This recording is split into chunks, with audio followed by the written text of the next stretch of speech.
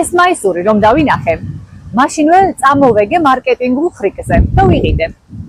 შემდეგ გადავწყვიტე თქვენთვისაც ამემაღლებინა მოტივაცია აი ამ ლოზუნგის საშუალებით. წარმოიდგინე, დაიჯერე, მიაღწიე, imagine, believe, achieve.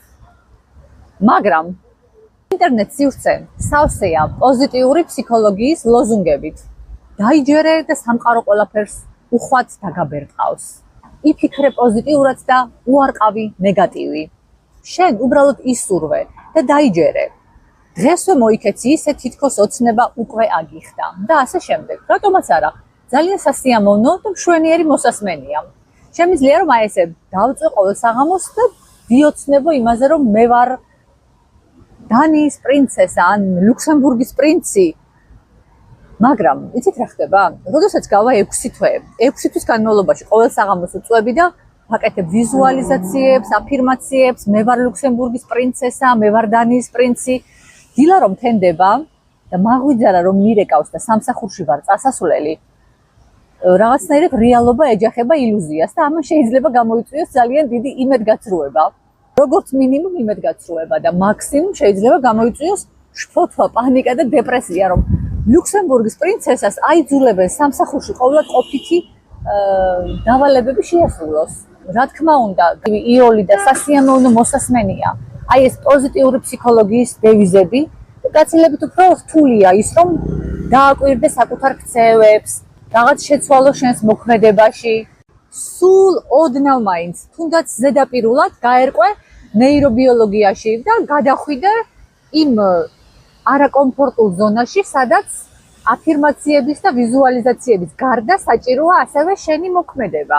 მე მაინც მგონია რომ ეს პოზიტიური ფსიქოლოგია შეიძლება ერთი შეხედვით არაფერს აშავებს, მაგრამ ეს ლოზუნგები გავს ტკივილ გამაყუჩებელს, რომელიც გვიყუჩებს ტკივილს, მაგრამ არანაირად არ ებრძვის პრობლემის არსს.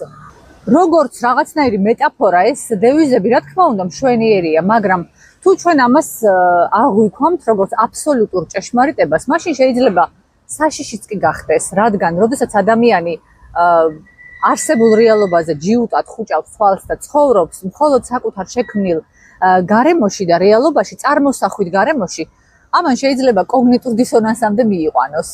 ჩვენი ეს პოპულარული პოზიტიური ფსიქოლოგია ძალიან ჯიუტად გვიმტკიცებს, რომ სამყარო რეაგირებს მხოლოდ ჩვენს რწმენაზე.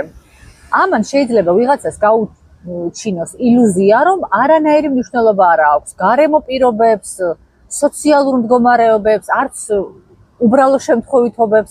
თავარია რომ ჩვენ გვჯეროდეს. თითქოს არანაირი მნიშვნელობა არ ქონდეს მე შვეიცარიაში დავიბადე თუ სომალიში. თავარია ჯეროდეს და პოზიტიურად ვიყო განწყობილი. ანუ გასაკვირველია სომალიში რომ დაიბადე, ეს არ ნიშნავს იმას რომ აპრიორი მთელი ცხოვრება ცუთხასიათზე იყოთ, მაგრამ არც იმას არ ნიშნავს რომ ისეთი არარეალისტური გეგმები დასახოთ, რაც უბრალოდ ოცნებაში თავში გაგიელვებთ და შემდეგ დაიჯეროთ ეს ყველაფერი და შემდეგ დაელოდოთ რომ სამყარო აგიხსენთ ამ ოცნებას. მე ამ ტექნიკების საშუალებით 3 კვირაში ვიყიდე სახლის ჟენევაში. შენც შეიძინე ჩემი კურსი და შენც შემდეგ ფოტოებს დადებ უკვე კანარის კუნძულებიდან. ეს არის რაღაცა საშუალო მანიპულაციურ მარკეტინგსა და მაგიას შორის მე მგონი. თუმცა არც ისეთი უსაფრთხო და უწყინარია, როგორც ერთი შეხედვით შეიძლება რომ მოგვეჩვენოს. იცით რა არის? ასეთი ლოზუნგები და ასეთი ლოგიკა ჩვენ რაღაცნაირად გვართმევს უფლებას, რომ განვიცადოთ შიში, ბრაზი, სევდა, წყენა და მით უმეტეს გამოვხატოთ. ჩვენ მხოლოდ პოზიტიურები უნდა ვიყოთ. ანუ ისევ და ისევ თუ ჩვენ გავყვებით ამ ლოგიკას, გამოდის რომ ადამიანი თუ ღარიბია, თუ ავად არის, თუ ტრაგედია შეემთხვა, ეს მისი ბრალია, რადგან საკმარისად კარგად ვერ ითხოვა, კარგად არ სწამდა, ძალიან ბევრი ნეგატივი ქონდა შინაგანი. იცით ეს როგორი რაღაცა არის? ადამიანს ის არ ეყოფა თითქოს რომ ღარიბია და ავად არის და რაღაცა უბედურება დაემართა. ახლა კიდევ ვუმატებთ დანაშაულის შეგრძნებას, რომ შენი ბრალია ჟენევაში სახლი რომ ვერ იყიდე 3 კვირაში, ჩემი კურსის და ტექნიკების კი არა. ეს შენ არიყავი შინაგანად საკმარისად მზად ამისათვის, ამაშიც არ ვარ გიხარ, ასე ვთქვათ, ოცნებასაც კი ვერ ახერხებ კარგად. რა არის ხანგრძლივად თუ ასეთ გულუბრყვილო აფირმაციებს და ვიზუალიზაციებს ძალიან სერიოზულად შევყვებით, ამან შეიძლება გამოიწვიოს ის, რომ ჩვენი პრობლემები და ემოციები დაგროვდეს სინამდვილეში, როგორც აი ესეთი ქვაბის ხუბ ქვეშ და შემდეგ ამოფეთქოს და ამოფეთქოს სხვადასხვა სახით. ნევროზად, რაღაც დეპრესიად, ფსიქოსომატურ დაავადებად თუნდაც და ასე შემდეგ. პატარები რომ ვიყავით, ჩემი უსაყვარლესი დეიდაშვილი, რომელსაც ძალიან ეზარებოდა ხოლმე სახლის დალაგება, როგორ ალაგებდა იცით სახლს. ხშირად არც გვავალებდნენ და არც არავინ გვავალებდა სახლის დალაგებას სიმართლე რომ ვთქვა, მაგრამ თუ მოხდებოდა ასეთი შემთხვევა, აი ამ თავის დაყრდნილ ტანსაცმელს ერთად ესე მოაგროვებდა, დაყრიდა სავარძელზე, გადააფარებდა პლედს, ზემოდან გადააფარებდა ბრჭყვიალად თავსაფარს, თავშალს და თვალად ზემოდან დაადებდა ლამაზი სუნამოს ფლაკონს. აი ამას მაგონებს ეს პოზიტიური ფსიქოლოგიის აფირმაციები და ვიზუალიზაციები. კიდევ ვიცით რომელ ვიდეოს მახსენებს? აი ძალიან საყვარელი ქალია. დააიგნორე ყველაფერი, რაც სტრესს გაყენებს და ეს ქალი მიდის დასარეთ ჭურჭელთან, აწევს ცხვირს მაღლა გაივლის, შემდეგ მიდის არეულ კარადასთან, აწევს ისევ ცხვირს და გამოივლის და აი ესე დადის. დააიგნორა, მაგრამ ცხოვრებაში ხომ ასე არ ხდება, ეს ხომ სასაცილოა. ან მეორე დღეს ხომ ის დასარეცხი ჭურჭელი და დაგროვილი არეულობა გაცილებით მეტი იქნება. აი ასევეა ზუსტად ემოციებთან დაკავშირებითაც. ვაგროვებთ და ბოლოს ეს დაგროვილი აღარ დაეტევა ამ ქვაბში, ასე ვთქვათ და ამოხეთქავს წნევა ხუბს. მაგრამ მოდით ახლა ისეც ნუ დაგვემართება, რომ ნაბან წყალს ბავშვიც გადავაყოლოთ. წმენის ძალას მე არანაირად არ უარვყოფ. პირიქით, უპირობოთ მჯერა იმის, რომ ჩვენს ღრმა შინაგან რწმენას უზარმაზარი გავლენის მოხდენა შეუძლია და აქვს რეალური ნეირობიოლოგიური ძალა. თუნდაც ყველაფერს თავი დავანებოთ და გავიხსენოთ პლაცებოს ეფექტი. როდესაც ავადმყოფს აძლევენ ცრუ აფს და არ წმუნებენ, რომ ეს არის უძლიერესი მედიკამენტი. პაციენტს ჯერა, რომ ეს წამალია და ხშირ შემთხვევაში, ყოველთვის არა, მაგრამ ხშირ შემთხვევაში რეალურად იწყებს გამოჯანმრთელებას. ეს ხომ არის უტყუარი მტკიცებულება იმის, რომ ტვინს შეუძლია ცრუ მოლოდინიც კი გარდაქმნას რეალურ ბიოქიმიად.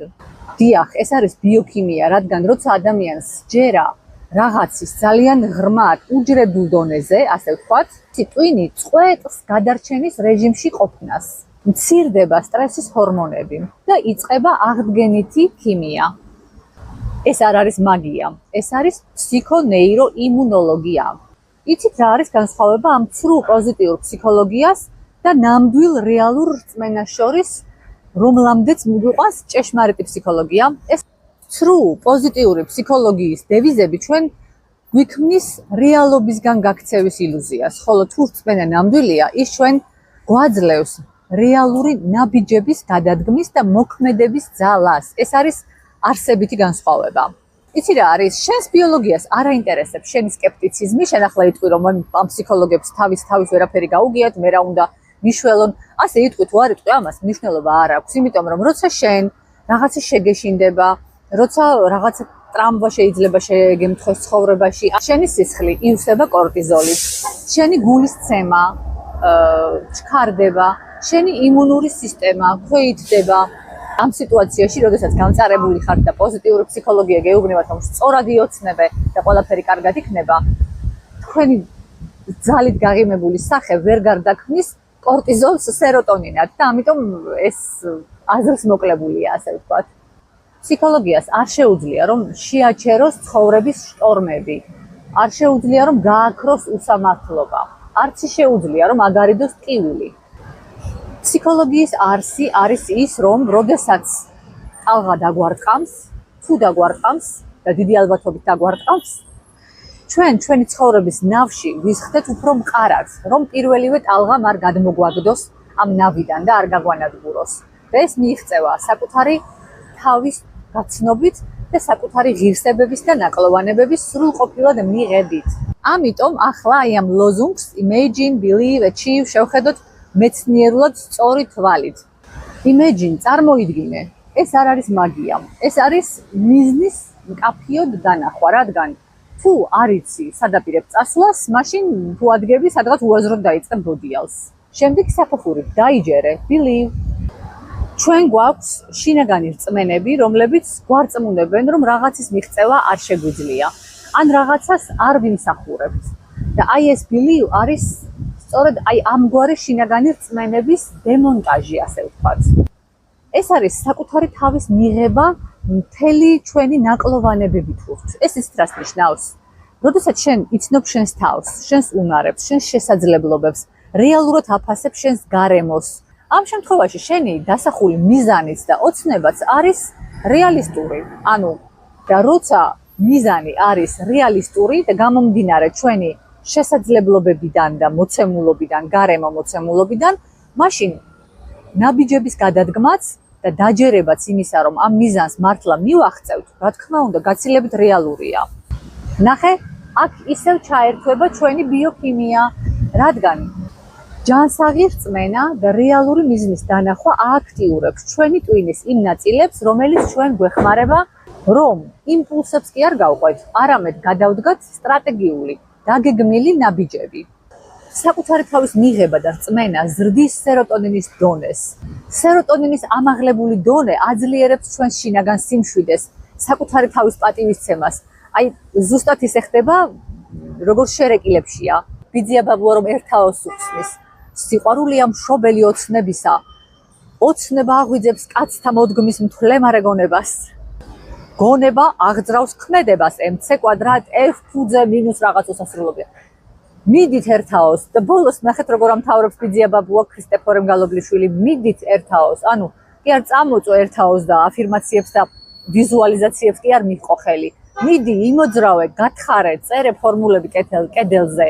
ანუ მათ ოცნებას ზურგს უმაგრებს მათემატიკური ფორმულები და ინტენსიური შრომა. და აი ამ დროს იწყება სწორედ ეს ჩვენი achieve, მიაღწიე. პრაქტიკა. არა ილუზიაში ცხოვრება, არამედ ყოველდღიური პატარა, ხშირად არაკომფორტული ნაბიჯების გადადგმა. შენთვის რა არის ფსიქოლოგია? არის ეს ტკივილგამაყუჩებელი იაფი, თუ არის ეს რეალური შინაგანი შრომის დაწყების ინსტრუმენტი? რომელია?